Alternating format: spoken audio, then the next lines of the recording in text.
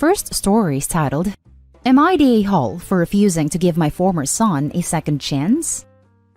I, 48 male, find out my ex, 49 female, had cheated on me and that the two children she had given birth to, 23 female and 21 male, only one, the girl, was mine. I filed for divorce and my ex tried for reconciliation, but I couldn't live with so much doubt. Once we got to court, it was like a switch had flipped, and she tried to keep me from the children. It didn't work though. I had really good lawyers. In spite of everything, I was willing to still be a father to Noah, fake name, but my ex can be very manipulative. She told Noah about his real dad, and even introduced them. Since then, I became the strict fake dad, while he was the cool real dad. When Noah was 13, he told me that he no longer wanted to see me, and that he'd tell a judge the same thing if I forced visitation. I asked him why, and if I ever made him feel bad. Noah just said that he wanted to spend more time with his real dad, and didn't like my house rules. I was heartbroken, but I let him go, and still made attempts to keep the relationship. I called, texted, sent presents, and even invited him to events. Noah wouldn't respond nor pass small messages to his sister. When Noah was 18, he illegally changed his surname to his father's and told me there wasn't enough room for me to attend his graduation. After that, I gave up and resolved myself to live life with being a father to my daughter and son, 12 male, via my second wife. Recently, Noah reached out to me and apologized for his past actions and wanted a relationship again. I was surprised and heavily skeptical, and was right to be so. Apparently, Noah's real dad got married and his wife gave him an ultimatum, and he chose her. I told Noah that, while I'm sorry for what happened to him, I had no interest in being treated like an old pair of gloves that you only think about and wear when it gets cold. My ex thinks I'm being hurtful and petty, rich coming from her, and my daughter says that she understands my pain, but hopes that I can learn to give Noah a second chance. I just don't know, because I'm in a place where I'm fine not having Noah in my life or having any communication with him, and I don't want to rekindle a relationship just for him to drop me again when his real dad changes his mind. Am I the a-hole? Edit for info. Just to be clear, because I keep seeing this. I divorced my ex when Noah was 6. My ex told Noah the truth about his parentage when he was 10, and his real dad came into his life at around 12. This all didn't just happen when he was 13. By the time he reached that age, he already had at least a year to process the information. When I asked my daughter, since Noah wasn't talking to me, if she thought her mom was pushing Noah to say those things, she said no. Apparently, Noah wanted to spend time with his dad, but because of his work schedule, it wasn't always often. But when it could happen, it was conveniently during my scheduled time with Noah.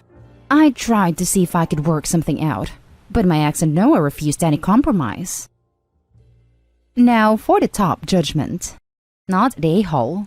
There's a high likelihood Noah was being manipulated into cutting contact, considering his own mother is extremely manipulative, and his own father discarded him so easily.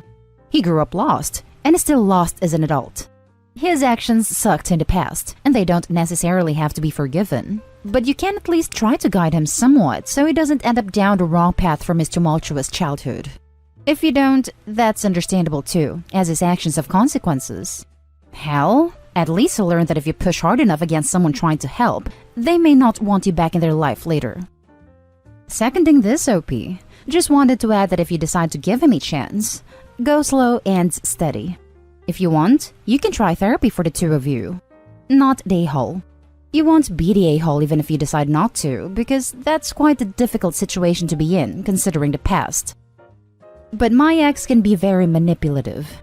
Your ex likely manipulated him into being that way as a teenager, it seems, from your story.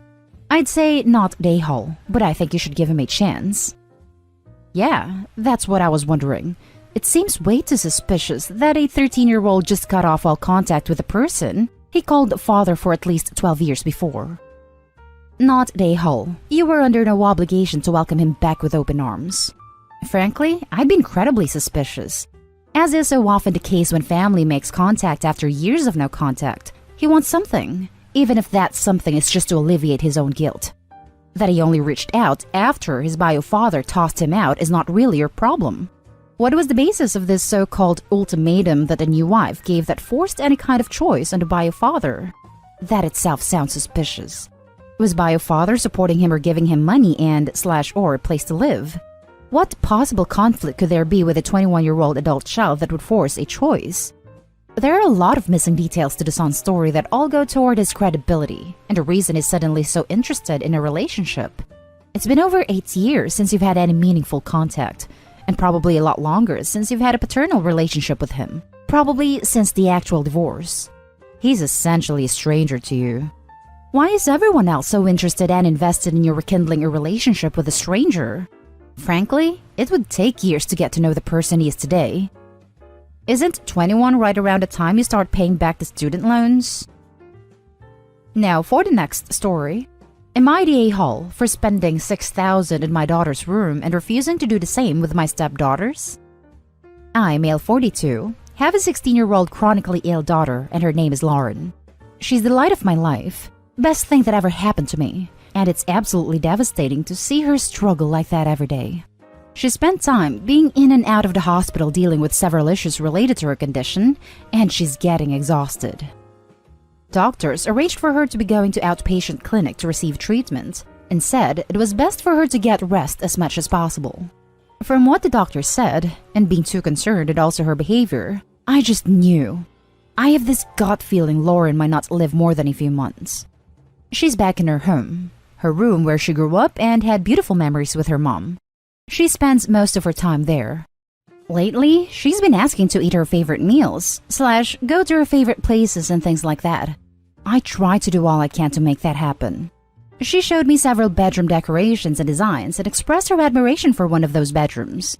I talked to my wife about wanting to redecorate Lauren's bedroom and get her the design she liked, since it's her wish, and she has the right to have it after all she's been through. My wife was okay at first. It cost me $6,000. It's very modern and chic. Lauren was happy, and she lightened up. My stepdaughter Eve, 12, saw it and threw a tantrum, asking why Lauren got her room decorated and not hers. I thought we were already aware of Lauren's situation. Suddenly, my wife said maybe I should get Eve's room redecorated as well, since it was obvious she wanted the same thing.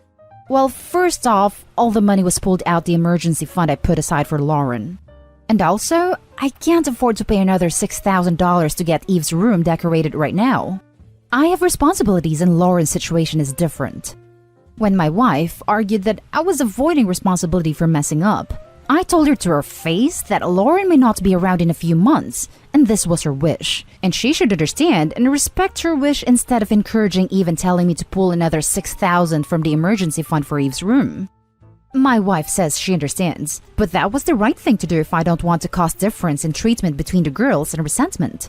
I lashed out. I just snapped. I told her she was being reasonable and should just either stop bringing it up or use her money to redecorate Eve's room since it couldn't wait. It got too much. I didn't want Lauren to notice the drama and feel guilty and be robbed from her joy and excitement of her new room.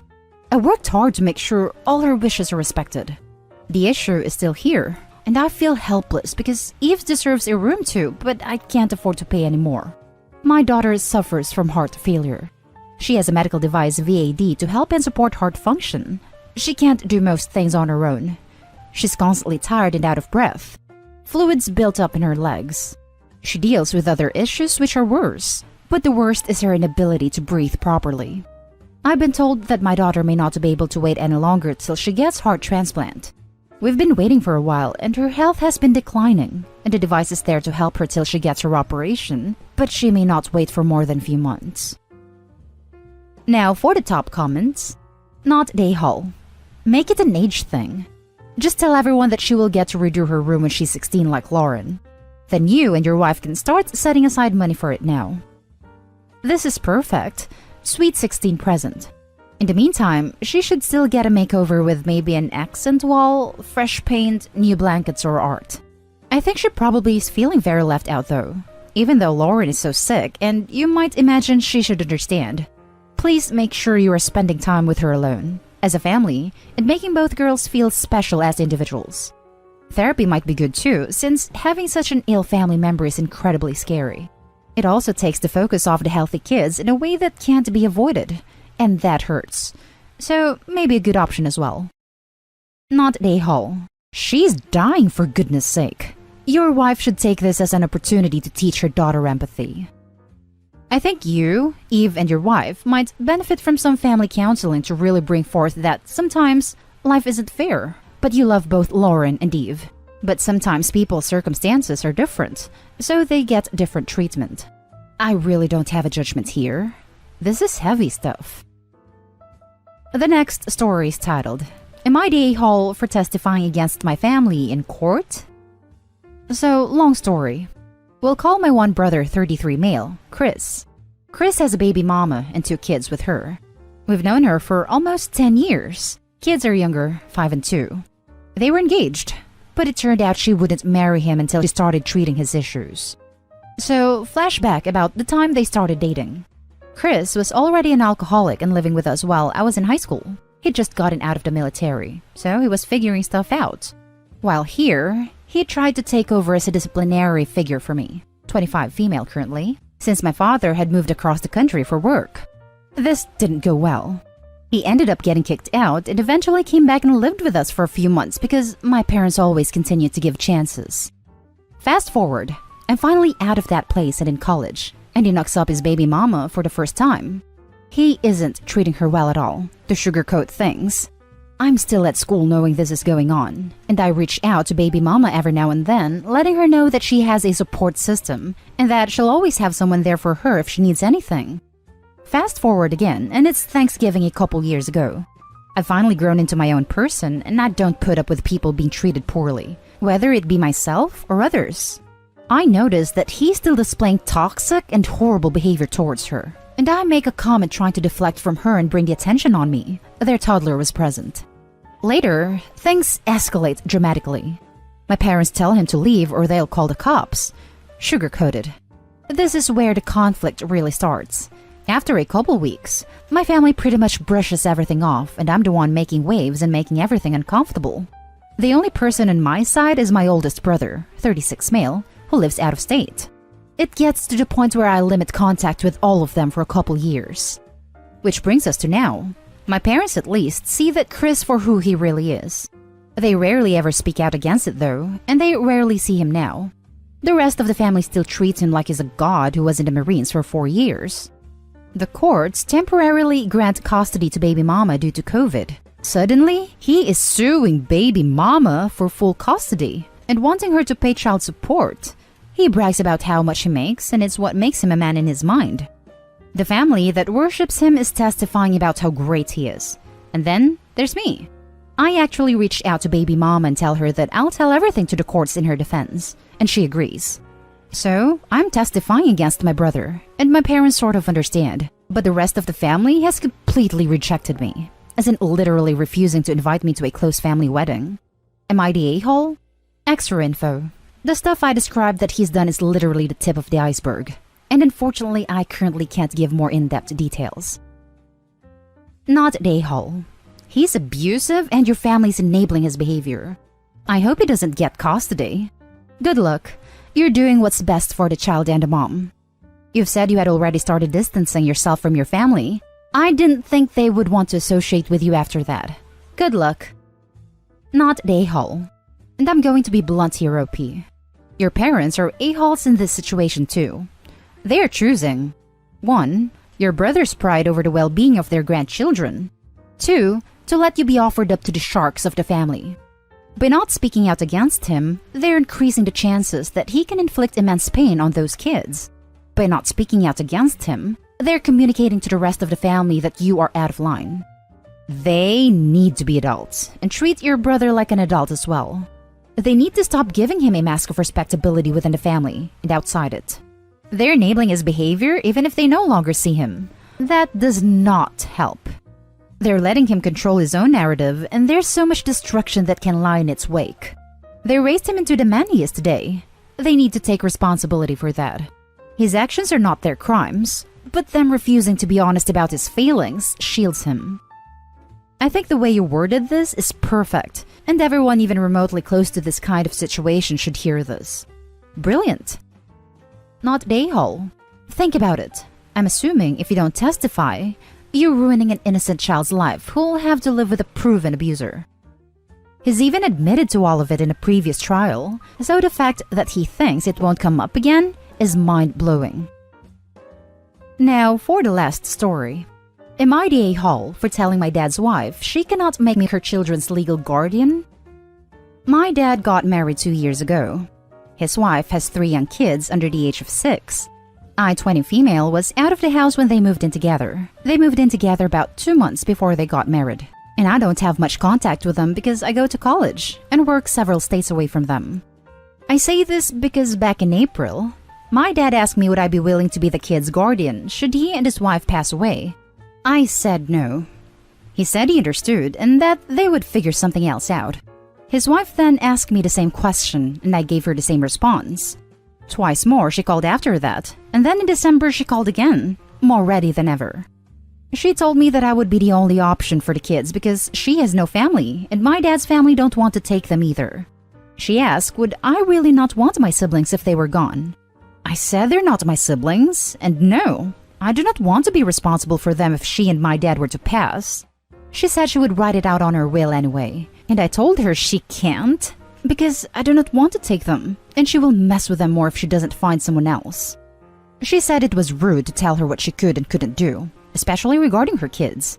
My dad said he knows she pushed, but I need to understand they are worried about what could happen and it never hurts to have a plan in place. So, he would like me to smooth things over with his wife.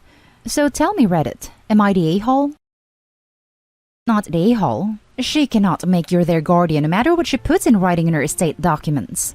She can say these are her wishes, but she cannot force this to be done, especially since she'll be dead.